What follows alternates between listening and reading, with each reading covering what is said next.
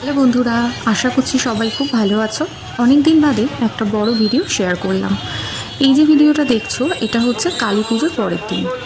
বাচ্চাদের স্কুলের কিছু প্রজেক্টের জন্য বেরিয়েছিলাম, তো ভাবলাম রাস্তা দিয়ে ভিডিওটা শুরু করি।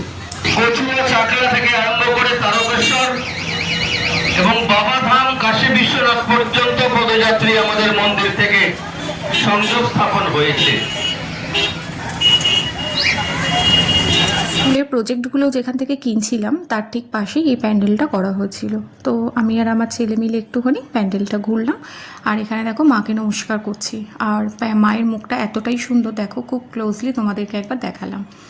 তো এরপর আর কোনো ভিডিও করি, একদম সোজা চলে এসেছি বাড়িতে, কারণ রাস্তায় প্রচণ্ড ভিড় ছিল, ভিডিও করার মতো পরিস্থিতি ছিল না। তো রাত্রে খাওয়া দাওয়া হয়ে গেছে, আর এখন চলে এসেছি ছাদে বাজি ফাটাতে। কারণ গতকাল মানে কালী পুজোর দিন আমার ছেলে খুব বাইরে করেছিল বাবাইয়ের সাথে বাজি ফাটাবে, কিন্তু বাবাইয়ের কাজের জন্য ওকে সময় দিতে পারিনি। ওটা নাচও বান্ধা ছিল, মানে যেদিন কালী পুজোর পরে কি ওর সাথে সময় দিতেই হবে বা ওর সাথে বাজি ফাটাতে হবে। আর এখানে আমরা সবাই চলে এসেছি ছাদে একসাথে। গতকাল কালী পুজোর দিন যেহেতু আমার মেয়ে একটাও বাজি ফাটায়নি, তার জন্য আমার হাজব্যান্ড বললো তুমি একটা ফুলঝুরি ওকে ধরিয়ে তোমার দুজনের ফুলঝুরিটা ধরো। তো এটা করে আমার মেয়ে কিন্তু ভীষণ খুশি। তো যাই হোক, এইভাবে আমরা অনেকক্ষণ ধরে আনন্দ করলাম। আর এখানে দেখো আমার ছেলে কিন্তু কীভাবে বাজিটা ধরতে হয়, ফুলঝুরিটা আমার ছেলে আবার মেয়েকে ভালো করে শিখিয়ে দিল। তো এইভাবেই আমরা খুব আনন্দ করে কাটালাম। কিচ্ছু হবে না, ওখানে আগুনটা রয়েছে, যা ওখানে ধর।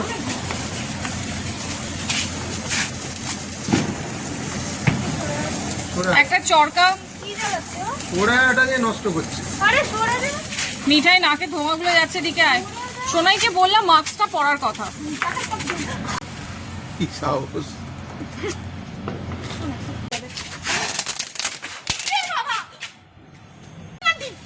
একটা বাজি নষ্ট জ্বালানোর জন্য আরেকটা বাজি নষ্ট করছে, এই বুদ্ধি।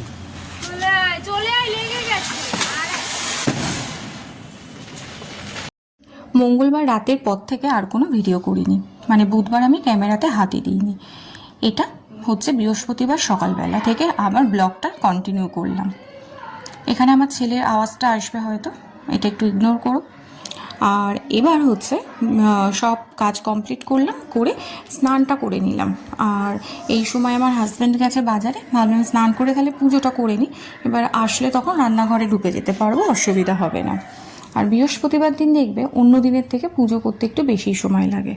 তো দেখো এখানে স্নান করে রেডি হয়ে নিচ্ছি।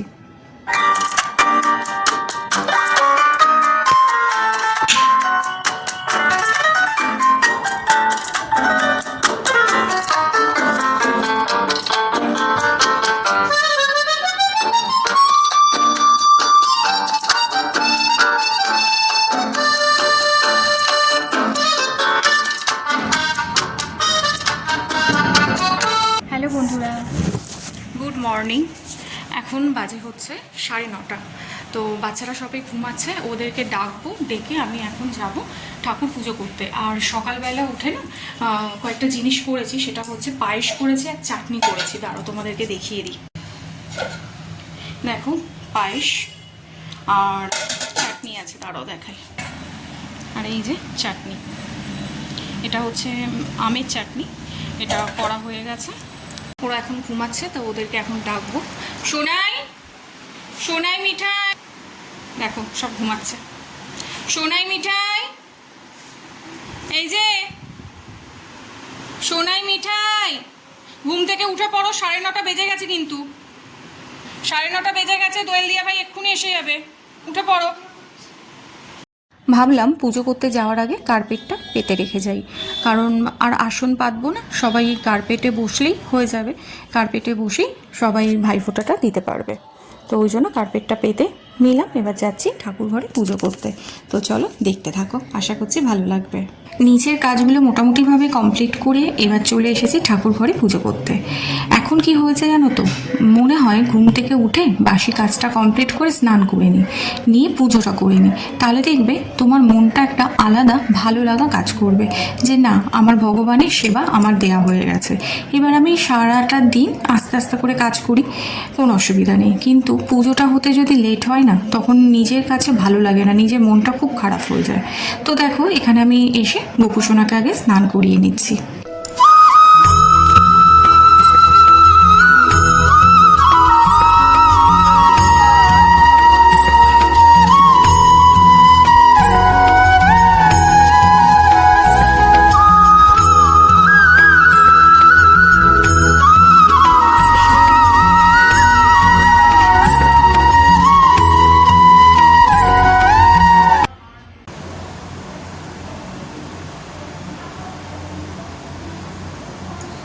ओम कृष्णाय वासुदेवाय हरे प्रणतमने प्रणतः क्लेशनाशाय गोविन्दाय नमो नमो।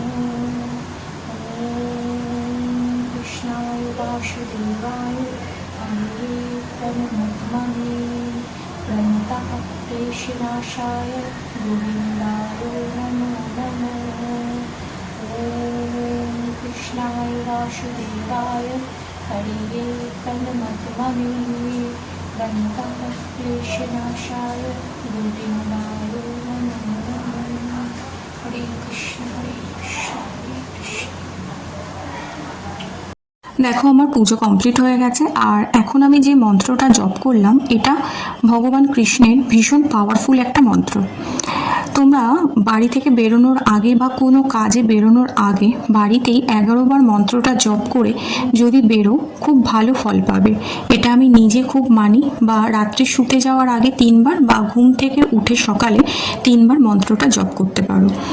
আর এটা দেখো তুলসী পাতা, বৃহস্পতিবার অনেকটা করে তুলসী পাতা দেয়, ভগবানের কাছে যতটা লাগেনি বাদ বাকি এটা ছেলে মেয়েকে মধুর সাথে ভালো করে তুলসী পাতাটা ধুয়ে মধুর সাথে খাওয়াই।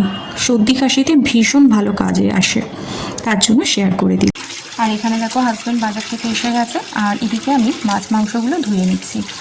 আজকে অনেকটা বড় উপকার করে দিয়েছে আমার হাজব্যান্ড। আমি ভেবেছিলাম টিফিনে লুচি আর ছোলার ডাল বানাবো আর মিষ্টি থাকবে, তো হাজব্যান্ড বললো আজকে আর এসব ঝামেলা করো না, আমি যেকালে বাজারে যাচ্ছি বাজার থেকে নান আর নিয়ে আসবো, কী বলে চানা নিয়ে আসবো। তাই আমি ঠিক আছে। তো সত্যিও বলেছিল তাই, নলে আমি যদি এখন টিফিন করতে যেতাম আমার কিন্তু অনেকটা সময় লেগে যেত। আর একটা সুবিধা কী হয়েছে বলো তো, গতকাল রাতে আমি কিন্তু সব মাংসের মশলার প্রিপারেশন করে রেখেছিলাম, বেটে কেটে ধুয়ে টুয়ে সব রেখে দিয়েছিলাম। তো তার জন্য কিন্তু আমার মাংসের মশলাটাও মাখাতেও বেশিক্ষণ সময় লাগেনি, তাড়াতাড়ি হয়ে গেছে। তো দেখো এগুলো গোছানো হয়ে গেছে, এদিকে এগুলো গোছাচ্ছি। আর এইদিকে ওদিকে পুরো রেডি করেছি, মিষ্টি টিষ্টি জল তারপর প্রদীপ শাঁখ সব রেডি করা, সব করে তারপর এদিকে আসছি। আমি ওদের বললাম একটু দাঁড়া, আমি হাতটা ধুয়ে আসছি, ক্যামেরাটা করব। মানে আমি কিন্তু সবটাই একা করি, মানে আমি ভিডিওটা করি, মানে এটা আমার শখের, আমার ভালো লাগে। এটার জন্য কিন্তু আমাকে কেউ সাহায্য করে না, মানে আমার ভালো লাগে তার জন্য করি। সুতরাং ওইদিকে রান্নাও করছি, এদিকে আমি ক্যামেরাটাও করতে চলে এসেছি। আর দেখো দিদি ফোঁটা দিচ্ছে, এদিকে বোন দাঁড়িয়ে আছে, দিদির পর ও বসবে বলে।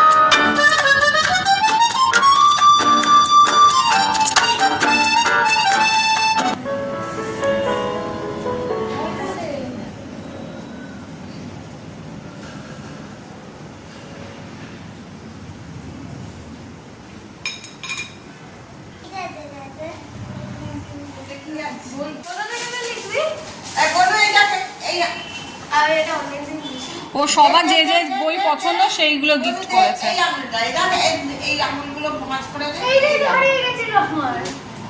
ওটাই না খুলতে পারিনি আমুলটা। খুব খুলতে পারবি, খুব খুলতে পারবি।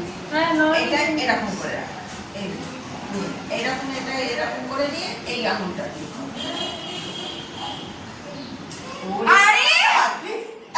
আচ্ছা মিঠাই সবকটা আঙুলই খোলো,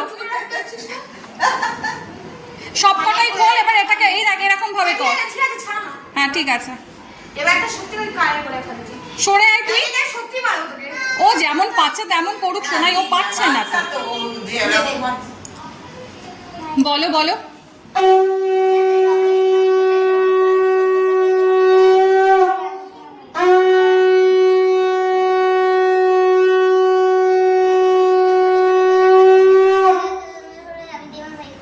ভাই কোটে বলছি।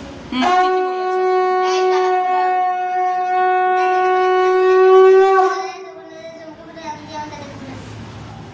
এটা দে, দুইটা দে।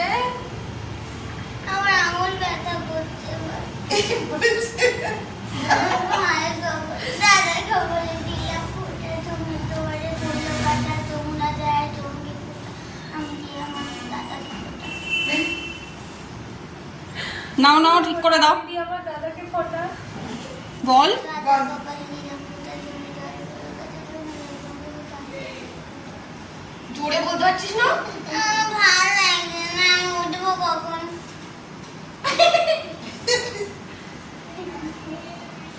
ও উঠবে কখন চিন্তা করছে। আমার এখানটাও লেগে গেছে। ঠিক আছে, এবার মিঠাই মিষ্টি খাইয়ে দাও দাদাকে। ও আমার তো নেকড়া। আরে দে দাও কি রে বাবা?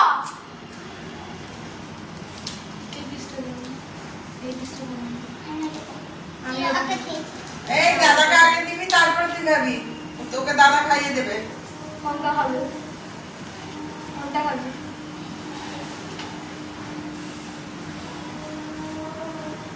এখন ও বড় সড়ো, ও বড় সড়ো দেখে চিন্তা করেছে। নাও নাও দাদাকে জল খাইয়ে দাও, নমস্কার করো। জল খা, জল খা।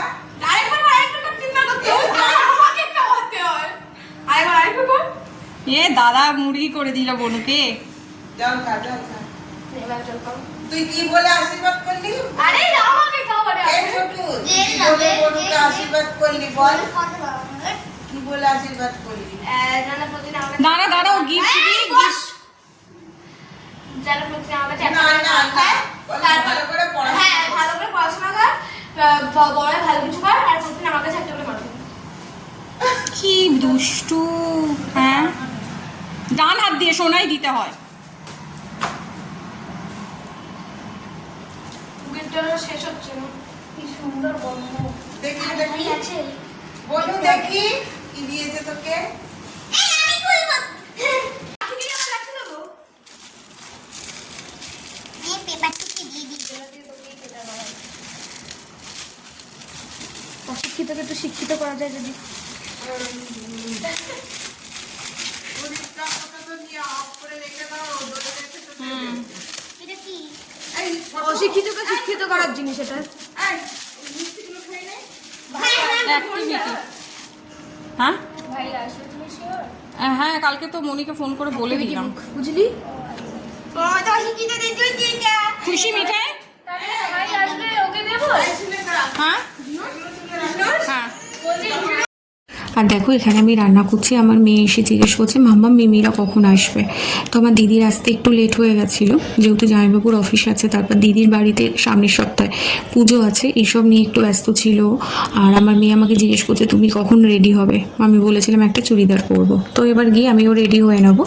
আর দিদি আসার পর সঙ্গে সঙ্গে কিন্তু রান্নাঘরে ঢুকে গেছে। ও মাংসটা আর ফ্রাইড রাইসটা ও করেছে, ভাতটা আমি করে রেখেছিলাম। আর এসেই দেখো আবার এক খেপ ভাইফোঁটা দিতে বসে গেছে।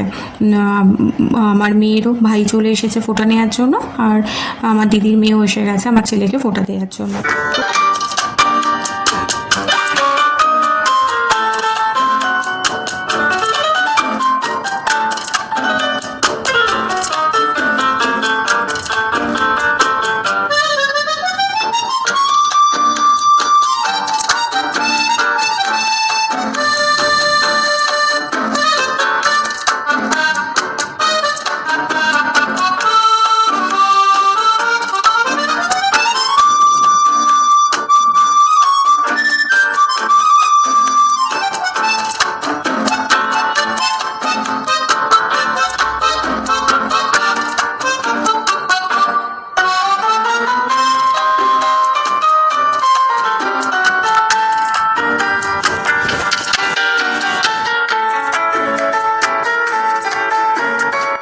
আর আমার মেয়েটা দেখো কত দুষ্টু, পাটা দেখাচ্ছে, বলছে প্রণাম কর, আমি তোর থেকে বড় হই।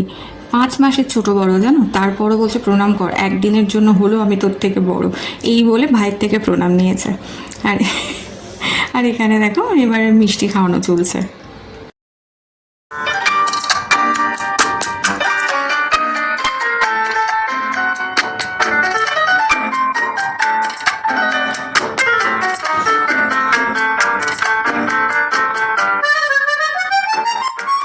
তো দেখো এখানে দিদি ফ্রাইড রাইসটা রেডি করছে, আর তাই দিদি বলছে যে ভাতটা আর একটু শক্ত নামালে ভালো করতিস, মানে একটু হয়তো না নরম হয়ে গেছে, তবে না খেতে কিন্তু খুব টেস্টি হয়েছিল। এবার এটা যেই ঠান্ডা হয়ে গেছে তখন কিন্তু আবার পুরো ঝরঝরে সুন্দর ভাত হয়ে গেছে। এবার এতটা করে তো অভ্যস্ত নই, যার জন্য ব্যাপারটা হয়েছে, তবে খেতে দুর্দান্ত হয়েছিল। আর দেখো এখানে মাংস হয়ে গেছে, মাংসটা না দিদি পুরোটাই কড়াইতে করেছে, এখানে কিন্তু প্রেশারে দেওয়া হয়নি। তো মাংস রেডি ততক্ষণে হচ্ছে, আর এদিকে আমি আর দিদি বসে একটু গল্প করছি। মানে একটা সময়ের পর দেখবে যে কথা তুমি বাবা মাকে বা বন্ধুদেরকে, বন্ধু বান্ধবদের বলা যায় না, সেই কথা না যেন হামেশাই দিদি বা বোন থাকলে তাদের সাথে শেয়ার করা যায়, মানে বিনা দ্বিধায়। যেমন আমি বা আমার দিদিরাও তাই, সব কথা আমরা 3 বোনে শেয়ার করি। আর এখানে দেখো 4 মূর্তি একসাথে বসে, ভাইফোঁটা থেকে শুরু করে 3টে সপ্তাহ পর পর আমাদের অনুষ্ঠান থাকে। মানে প্রথম সপ্তাহে ভাইফোঁটা আমার বাড়িতে, একই দিনে সামনের সপ্তাহে দিদির বাড়িতে জগদ্ধাত্রী পুজোর নিমন্ত্রণ, তারপরের সপ্তাহে আমার বাপের বাড়িতে নারায়ণ পুজো। মানে এই 3টে সপ্তাহ আমাদের কাছে স্পেশাল হয়ে যায়। তো সামনের সপ্তাহে বন্ধুরা ইচ্ছা আছে দিদির বাড়ি জগদ্ধাত্রী পুজোটা তোমাদের সাথে শেয়ার করব। তো আজকের ভিডিওটা বেশি বড় করলাম না, আবার দেখা হচ্ছে নেক্সট একটা ভিডিওতে। সবাই ভালো থেকো, সুস্থ থেকো, বাই।